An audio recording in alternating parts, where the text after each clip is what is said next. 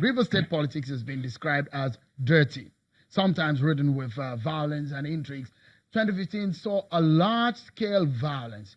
2019 elections in River State, especially the governorship election, will come with a lot of intensity, perhaps hotter than ever seen in the history of the state in the Niger Delta region of the country. The incumbent governor, Nyesom Wike, is a strong man of the PDP and Nigerian politics. Going by his history, of course, the main opposition in the state, the APC, has a businessman and a man that could also be described as an outsider, as its flag bearer. That has generated a lot of controversies. Tonight, we shall be talking to Mr. Tonye.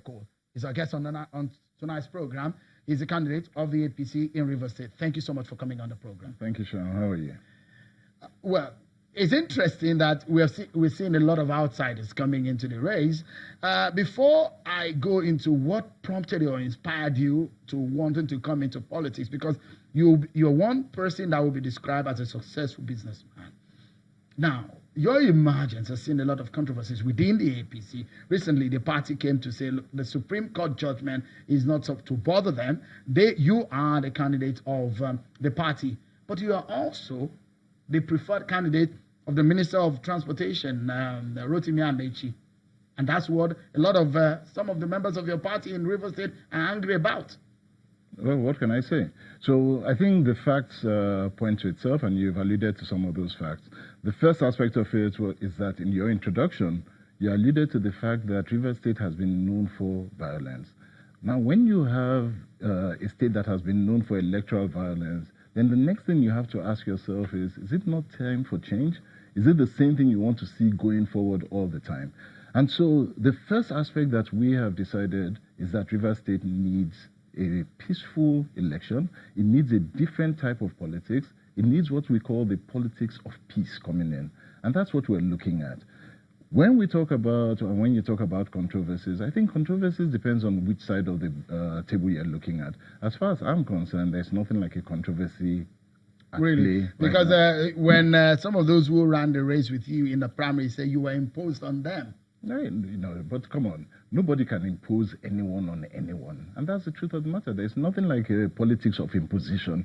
What you have at the end of the day is that you had the primaries, you had people that went for those primaries, you had people who won, and you had people who lost. And everybody at the end of the day has a legitimate right to either agree or object. As human beings, you can never impose anybody. The human spirit rejects imposition immediately, so you can't impose. And so what we see is that with politics, and this is one of the things that I've learned with politics, that any position that is taken, you have those who are for it or against it, and you would always have that. And that's what I think you are saying, that there will be those who are for and those who are against, those who like one way and those who do not like another way. But that's life. You can't please everyone. Did Mr. Rotimi Amechi convince you into getting the ticket? Yes, he did. So he spoke to me a lot about it. He said to me that there was a need for a different type of politics in River State. He said that he needed, and the people of River State were yearning for peace. They were yearning for wealth creation. They were yearning for wealth distribution. They were yearning for a leader that can impact people at the grassroots and make them feel that the monies that come into the state, which is a lot, can actually go and impact their lives on a day-to-day basis. And they were looking for people, and River State is yearning at this point for somebody who they know is not just going to steal their money. And that is you? And I think that's why I took it. Because sorry, have you heard what people were saying? About what? About your relationship with Rotimi Amechi. What are they saying? Whether or not you are business friends and your business interest has prompted that decision to picking you over some of party faithful who have been in the party before you. So first and foremost, let's talk about business interests. As far as I know, Rotimi Amechi and I have never done any business together. And that is something that anybody can see. I ran a business for 23 years. In that business, I dealt with governments at all levels. Federal governments in Nigeria, in Ghana, in Ivory Coast, in 23 African countries. I've dealt with governments at all levels. I've dealt with ministers, I've dealt with governors, I've dealt with presidents. Now, how many of them would I have business relationships with? Totally impossible. So you have business relationship with Amechi too? Absolutely not. That's what I'm saying. You cannot. It's absolutely impossible. Because if you do that, from the type of business that we run, you are already in trouble. We were part of a group called Partnering Against Corruption Initiative, which essentially is a World Economic Forum group that works to ensure that business is separated from government and that you do everything legitimately. And so we were never worried. Once people say that, oh, they want to look at business relationships, say, please feel free. Go ahead and investigate it. Go ahead, it's open book. You've done business at that level. At different Why at are all you levels. taking that risk to go into politics? You're leaving your business Absolutely. and taking such a risk. So two things. The first aspect of it is that once you build institutions and you build a business, you are comfortable knowing that that business can run on its own without any problem. And we have built a very, very solid business. Once you've done that, then you can move to the next thing. Business in itself has only a limit as to how far you can help people. The one thing that we saw in our business is that for you to be able to help people and touch lives, you can only do so much. We employed, while I was there, 3,800 people.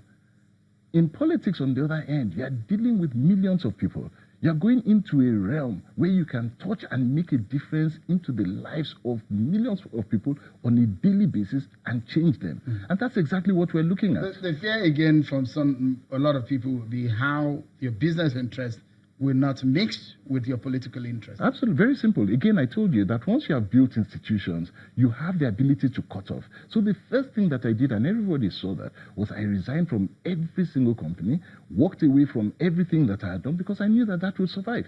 The first thing, and people ask that the Constitution does not say that you should do that immediately. I said, no, we need to be able to separate completely. I don't want to look back. That is done. I finished that aspect of my life. So it was easy to move on. And I'm confident in the people that we built. You see, about life, it's can you build people? Can you build institutions? Can you be sure that once you have built that, they can stand on their own? And we did that. So truly, I go to sleep at peace completely because I know that the business that I build will survive. It has nothing to do with it. You said, and I quote you, there is an entrenched bitterness in the state. And that is why we need to unite. Absolutely.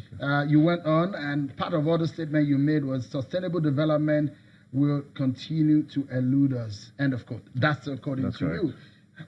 Why do you think that unity is the most important? Absolutely important. So one of the things that we've seen, I'm doing a word round, word to word. Even going into politics, the first thing that I noticed when I went in was that everybody was angry. Everyone is angry with everybody. Nobody wants to talk to anybody. You belong to this party, you belong to this faction. You know, everybody's just angry. And I have never seen a place, an institution, a home, a state, a country that can ever progress on bitterness and anger. Never. It doesn't happen. So how do you hope to cure that? But that's why I'm there. I'm a neutral party. How do you hope to do that? By bringing everybody together. So one of the things that we've been preaching from the first day that we went in is that we are creating a government that is not a government of bitterness. It's we can compete fairly. If we lose, we lose fairly. If we win fairly. But once we win, it's not an exclusion of everybody that as soon as I win, I can't talk to anybody. Mr. Cole, you think you're a match for Yin Sambuike? Absolutely. Because it's a very simple thing. You have things that he has done, I have things that I have done. You have politics that, you have discussions that you're going to put before the people. He has things that he's going to put before the people. At the end of the day, who makes the decision? The decision is made by the Rivers people. And that's the beautiful thing about democracy. I speak to them, he speaks to them, I convince them, he convinces them. At the end of the day, everybody goes to the ballot box.